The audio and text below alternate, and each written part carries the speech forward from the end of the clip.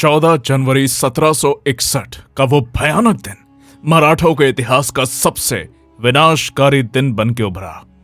शाम के लगभग 5 बज रहे थे। पानीपत की रणभूमि पर मराठों का अस्तित्व अब पूरी तरह खत्म हो चुका था। मराठा छावनी के बाहर सुरक्षा के लिए जो खाई बनाई हुई थी वो अब मराठा सैनिकों की लाशों से भरी हुई थी। 14 जनवरी की उस भयानक रात में चंद्रमा की रोशनी पृथ्वी पर प्रकाशित हो रही थी। इस मौके का फायदा उठाकर अफगान सैनिक रात के 11 बजे तक महिला और पुरुषों का कत्लेआम करते गए। कंजपुरा की लड़ाई में मराठों ने अब्दुस समद खान और कुतुब खान इन दोनों के सर काटे थे, इसलिए उनके लड़के अब्दाली से मराठों का कत्लेआम करने की अनुमति मांगने लगे। अंत में अब्दाली भी राजी हो गया और अब्दाली ने पानीपत से लगभग 65 किलोमीटर तक मराठों का कत्लेआम करने का आदेश दिया। इसलिए अफगान दरिंदे पागलों की तरह महिला, पुरुष और बच्चों को काटते गए। अब्दुस समद खान के लड़के ने बहादुरगढ़ पर तो कुतुब खान के लड़के ने सोनीपत पर 10,000 मराठों को मौत के घाट उतार दिया। ग्रांट डफ नाम का एक प्रसिद्ध ब्रिटिश इतिहासकार था। 14 जनवरी 1761 के दिन पानीपत की रणभूमि में आखिर हुआ क्या था, ये जानने के लिए वो पानीपत युद्ध से जीवित लौटे नारो भगवंत कुलकर्णी नाम के एक बुजुर्ग के घर गया। इस बुजुर्ग ने अपनी आंखों से जो कुछ भी देखा था वो ग्रांट डफ को बताया। वो कुछ इस प्रकार था। मराठों की हार के बाद बचे हुए 50,000 हिंदू तीर्थयात्री अपनी जान बचाने के लिए पानीपत गांव की ओर भागने लगे। इसमें कुछ लोगों ने भूख और ठंड के कारण बीच रास्ते में ही दम तोड़ दिया। भागते हुए तीर्थयात्रियों को देखकर उन्हें लूटने के लिए अफगान सैनिकों ने उनके पीछे अपने घोड़े दौड़ाए। पानीपत गांव में प्रवेश करने के बाद अफगान सैनिकों ने पुरुषों का कत्लेआम किया, महिला और छोटे बच्चों को गुलाम बनाया। भूख और ठंड से तीर्थयात्री इतने कमजोर पड़ चुके थे कि अपने पैरों पर वो ठीक से खड़े भी नहीं हो पा रहे थे। इसलिए अफगान सैनिकों ने इन तीर्थयात्रियों को पकड़कर सबसे पहले एक लंबी लाइन में खड़ा किया। उन्हें खाने के लिए अफगानों ने मुट्ठी भर चने दी। बाद में इन तीर्थयात्रियों को चमड़े की थैली से पानी पिलाया। बकरे को हलाल करने से पहले जैसे पानी पिलाया जाता है, ठीक उसी तरह पानी पिलाने के बाद अफगान सैनिकों ने अपनी तलवार से एक झटके में इन तीर्थयात्रियों की गर्दनें उड़ा दी। सैकड़ों तीर्थयात्रियों के कटे हुए सरों को अफगानों ने पानीपत में मीनारें खड़ी कर दी। जिस किसी भी हिंदू ने इस भयानक मंजर को देखा उसका दिल दहल गया। महाराष्ट्र का ऐसा कोई घर नहीं था जिसका कम से कम एक सगा संबंधी पानीपत में मारा ना गया हो। अवध का नवाब शुजा उद्दौला के दरबार में काशीराज पंडित नाम का एक मराठी ब्राह्मण था। आखिरी समय में काशीराज पानीपत में ही मौजूद था, इसलिए अपनी आंखों से उसने जो कुछ भी देखा था वो अपनी किताब में लिख के रखा है। काशीराज लिखता है, पेशवा विश्वासराव का मृत शरीर जिस हाथी पर था वो हाथी अब अफगान सैनिकों के हाथ लगा। 18 साल के सुंदर और तेजस्वी विश्वासराव को देखकर अफगान सैनिक बहुत ही खुश हुए, क्योंकि विश्वासराव जितना सुंदर लड़का अफगानों में भी नहीं था। इसलिए अफगान सैनिक अहमद शाह अब्दाली से विनती करने लगे कि हुजूर, मराठों के इस पेशवा के मृत शरीर में हम भूसा भरेंगे और जीत की निशानी समझकर हमारे काबुल शहर में घुमाएंगे।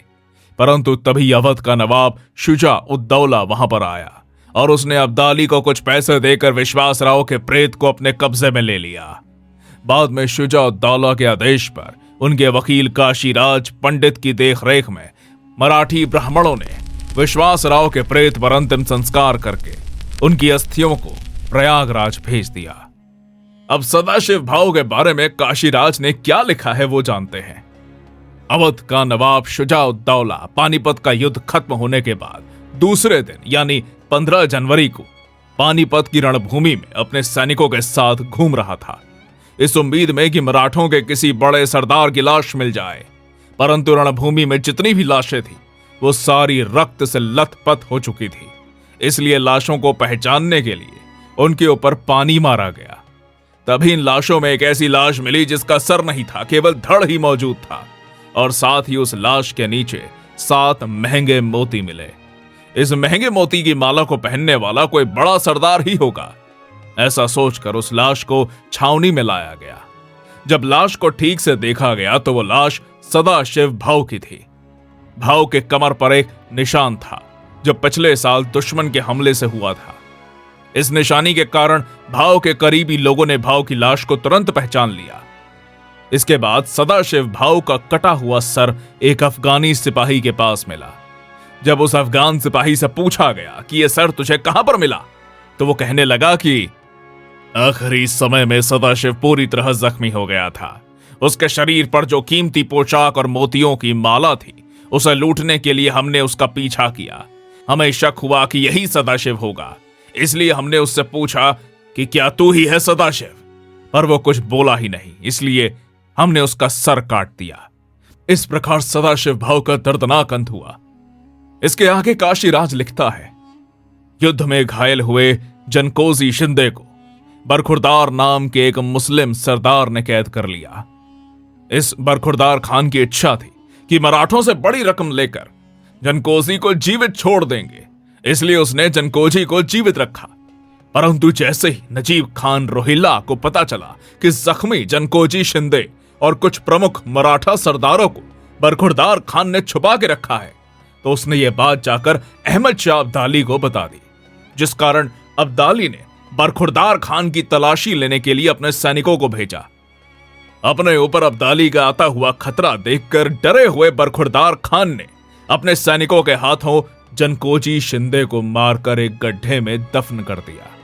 कुछ इतिहासकारों के अनुसार जनकोजी को जिंदा ही गड्ढे में दफनाया गया।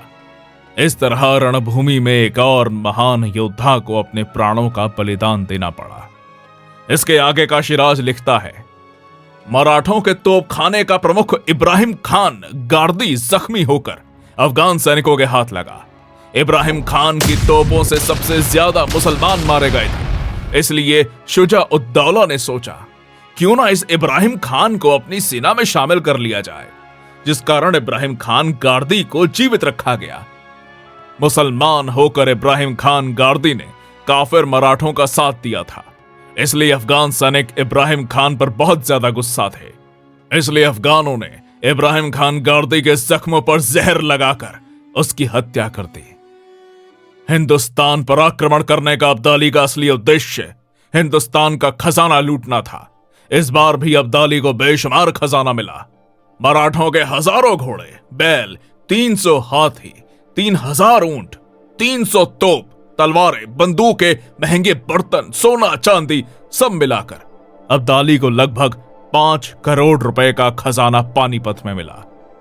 इसके अलावा अब्दाली को एक और बड़ी लूट मिली और वो थी हजारों गुलामों की फौज।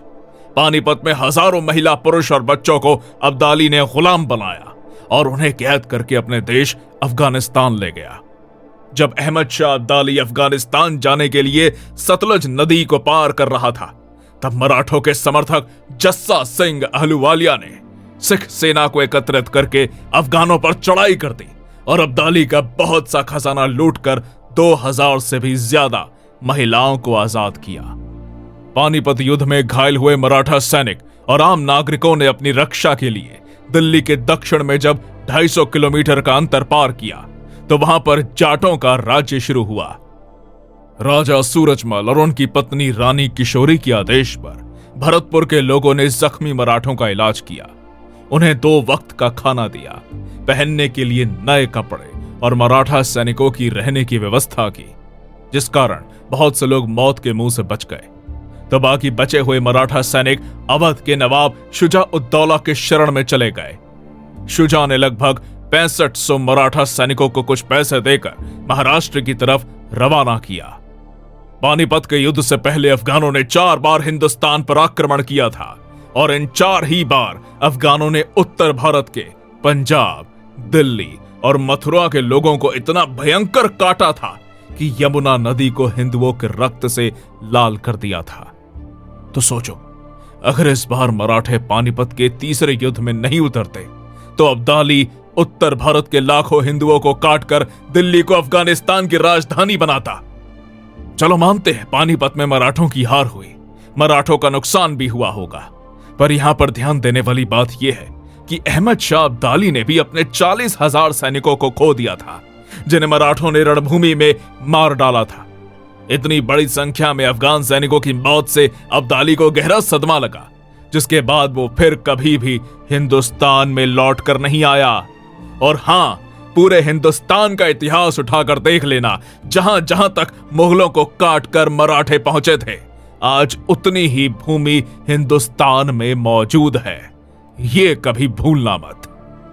पानीपत के इस विध्वंस में एक चिंगारी अभी भी जल रही थी, और वो थी महादशी शिंदे नाम के तूफान की। पानीपत के तीसरे युद्ध में वीर मराठा योद्धा महादशी शिंदे बहुत बुरी तरह जख्मी हो गए थे। किसे पता था पानीपत के युद्ध में जीवित बचा यह लड़का एक दिन पूरे हिंदुस्तान पर मराठा साम्राज्य का डंका बजाएगा। तो चलिए दोस्तों, जानते हैं अगले वीडियो में कैसे अफगानों को काटकर मराठों ने पानीपत का बदला लिया था। अंतस्ति प्रारंभ। The end is the beginning.